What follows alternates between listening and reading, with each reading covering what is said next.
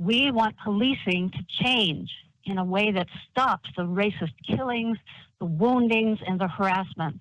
Further cuts could be potentially catastrophic to the safety of our businesses and customers, properties and tenants. Hundreds of concerned citizens called into a virtual Minneapolis City Council meeting today, voicing their positions on a plan to divert $7.7 million in funding from the Minneapolis Police Department. Instead, the money would be diverted to mental health crisis teams, dispatchers, and other city employees to handle theft and property damage reports. As a middle-class white person, I'd like to remind our mayor that the comfort and convenience of people like me should not carry more weight than the survival and the humanity of my Black and brown neighbors.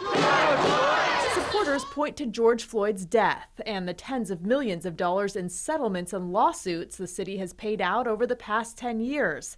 The Defund the Police movement has not slowed down in Minneapolis since George Floyd took his last breath below an officer's knee, and has picked up in other cities across the country. In my opinion, shouting defund the police has only emboldened young criminals.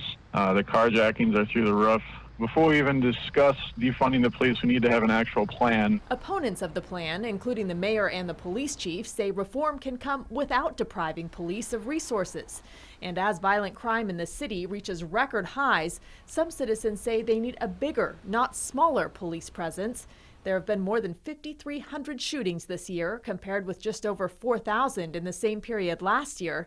Carjackings are up 331%. Carjackings, armed robberies, home invasions are all up exponentially, and I no longer feel safe in my own neighborhood. This comes as a direct result of a reduction in the police force.